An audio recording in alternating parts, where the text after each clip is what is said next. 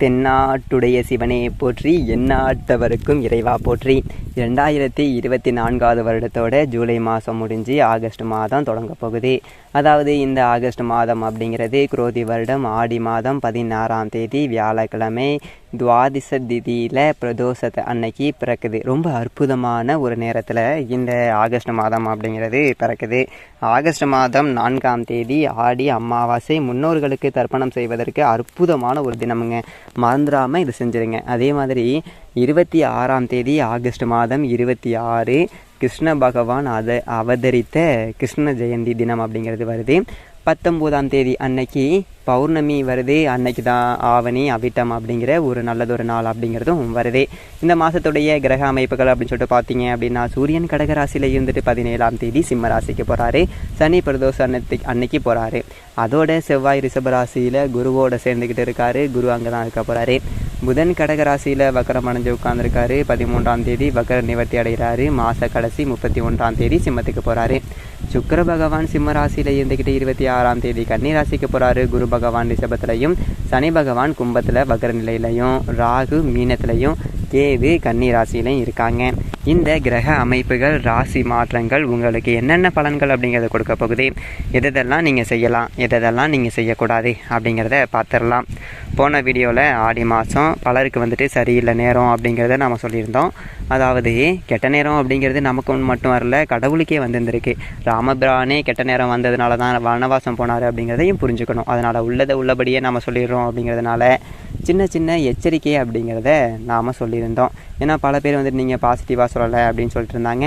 பாசிட்டிவாக சொல்கிறேன் அப்படின்னு சொல்லிட்டு உங்களுக்கு ஆசை காட்டி மோசம் பண்ணுறதுக்கு நாள் கிடையாது. என்ன நடக்க போகுதோ அதை சொல்லிடுறேன், கேட்டுக்கோ.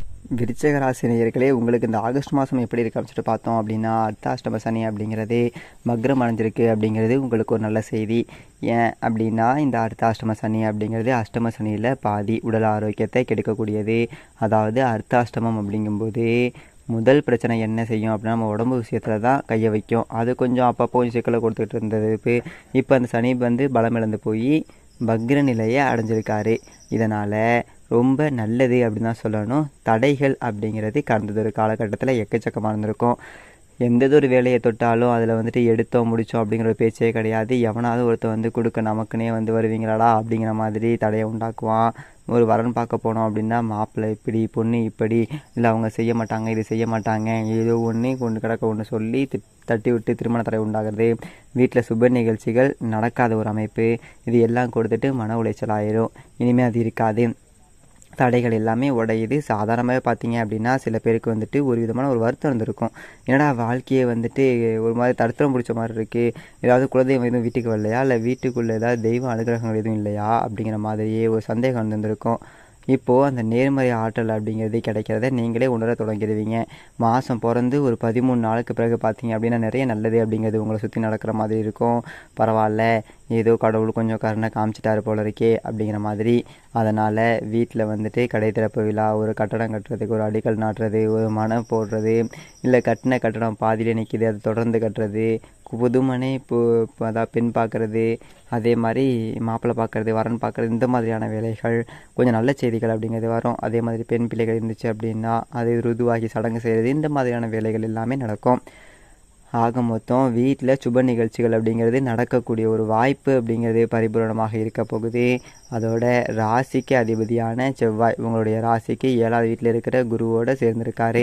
அதாவது குரு உங்களுடைய ராசிக்கு யோகம் செய்யக்கூடிய ஒரு கிரகம். அதில் எந்த விதமான ஒரு மாற்றமும் கிடையாது. அப்படிப்பட்ட குரு பகவான் 7வது வீட்டில் இருந்துக்கிட்டு உங்களுடைய ராசியை பார்க்குறாரு.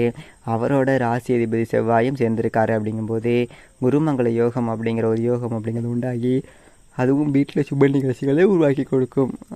கல்யாணம் பண்ணலாம், காது குத்தலாம், என்ன வேண்டுமானாலும் பண்ணலாம். எல்லா சுப நிகழ்ச்சிகளுக்குமே நேரம் ரொம்ப நல்லா கூடி வந்திருக்கேன்.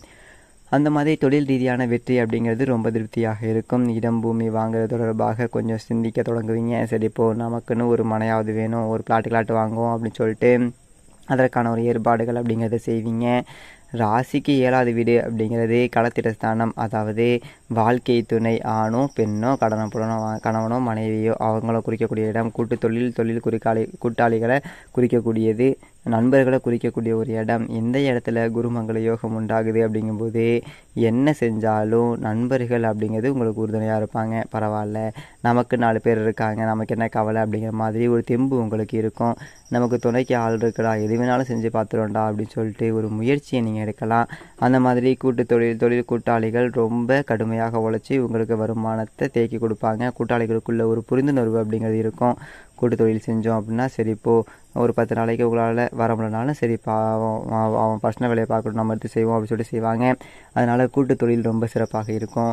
கூட்டாளிகளுக்குள்ள எந்த ஒரு பிரிவினையும் இல்லாமல் வெற்றி பெறக்கூடிய ஒரு வாய்ப்பு அப்படிங்கிறது பரிபூர்ணமாக இருக்கும். அதே மாதிரி இணையரை குறிக்கக்கூடிய இடம் அப்படிங்கிறதுனால ஒரு பெண்களை எடுத்துக்கோங்களேன். கணவருக்கு நல்ல வேலை அமையல, கணவர் பொறுப்பு இல்லாமல் இருக்கார், ஊதாரித்தனமாக செலவு பண்ணுறாரு, இப்படி இருந்தவங்களுக்கு எல்லாமே இதுக்கு மேலே ஒரு மாற்றம் அப்படிங்கிறது வரும்.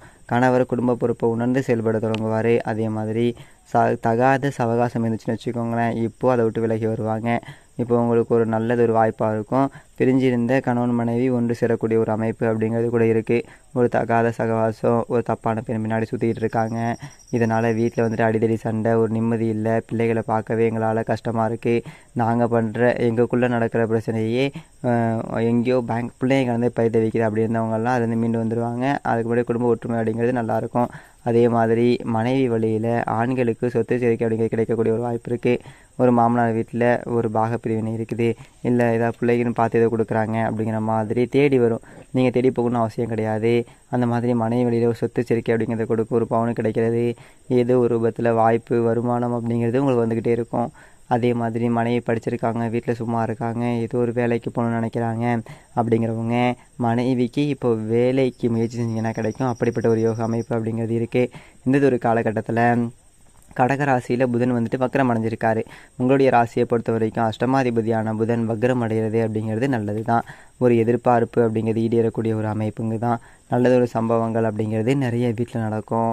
அதே நேரத்தில் லாபஸ்தானத்துக்கும் அதிபதியாக புதன் இருக்கார் அப்படிங்கிறதுனால கொஞ்சம் காசு பணம் வரதில் தாமதமாகும்.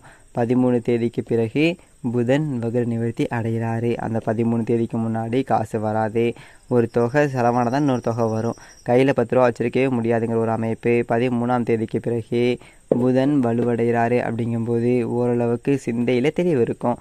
அடுத்து நாம் என்ன செய்ய போகிறோம், எந்த ஒரு விஷயத்தையுமே யோசித்து முடிவெடுக்க முடியாமல் கடந்துருப்போம். இதை செய்யலாமா, இதை செய்யக்கூடாதா அப்படின்னு சொல்லிட்டு.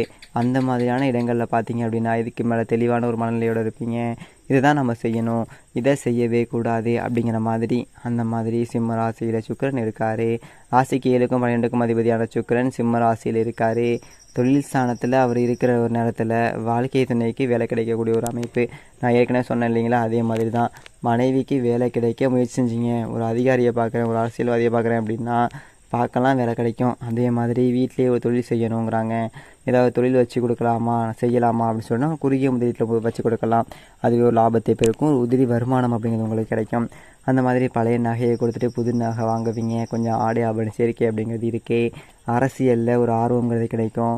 பொறுப்புகள் அப்படிங்கிறது தேடி வரும். பொது வாழ்க்கையில் இருக்கிறவங்களுக்கு உயர் பதவிகள் கிடைக்கும். வேலைக்கு போன இடத்துல ஊதிய உயர்வு கிடைக்கும். அதுதான் ரொம்ப முக்கியம். பொதுவாக நானும் கச்சேரிக்கு போனவங்க வேலைக்கு போனவங்க எல்லாமே ஒரு விருப்பத்தோடு வேலைக்கு போவீங்க. பரவாயில்ல, ஒரு 10 ரூபா சம்பளத்துக்கு என்னடா வேலைக்கு அதாவது வேலை செய்யுது அப்படின்னு சொல்லிட்டு நினச்சா. ஆனால் இப்போ சம்பளத்தை வந்து கூட்டி கொடுத்துருக்காங்க. நான் வந்துட்டு சந்தோஷமாக வேலை செய்வோம் அப்படின்னு சொல்லிட்டு இந்த சக ஊழியர்களுடைய ஒரு ஆதரவு, மேல் அதிகாரிகளோட அனுசரணை, இது எல்லாத்துமே உங்களுக்கு கிடைக்கும். அந்த ஒரு வகையில் இது ஒரு அற்புதத்தை நிகழ்த்தி காட்டக்கூடிய ஒரு மாதமாக தான் இருக்க போகுது. குறிப்பாக அர்த்தாசிரம சனி அப்படிங்கிறது வக்ரம் அடைஞ்சிருக்கிறது. உங்களுக்கு நேர்மறை சக்திகள் அப்படிங்கிறத பெருக்கி கொடுக்கும். அதோட குரு பகவானுடைய பார்வை அப்படிங்கிறதும் ராசியிலேயே இருக்குது, லாபஸ்தானத்தில் இருக்குது, 3வது வீட்லேயும் இருக்குது. அதாவது காசு வாங்குறது வரலனாலும் கடைசி நேரத்தில் வந்துடும். எந்த ஒரு காரியத்தையுமே காசை வச்சுக்கிட்டு ஆரம்பிக்கணும்னு இல்லை, ஆரம்பித்தா தானே நடந்துடும். 3ல் குரு பார்வை இருக்கும்போது சகோதரர்களோட ஒரு ஆதரவு அப்படிங்கிறது ரொம்ப நல்லாவே இருக்கும். மொத்தத்தில் பல அற்புதங்களை நிகழ்த்தி காட்டக்கூட ஒரு மாதம். வாழ்க்கையோட ஒரு ஸ்டெப் முன்னேற்றத்தையாவது இந்த மாதத்தில் நீங்கள் எடுத்து வச்சுருவீங்க அப்படிங்கிறத உறுதியாக சொல்லலாம். தினமும் குளிச்சுட்டு முருகப்பெருமானை மனசார வணங்கிட்டு உங்களுடைய வேலையை தொடங்குங்க. சனிக்கிழமைகளில் சனி பகவானுக்கு எல் தீபம் ஏற்றுங்க.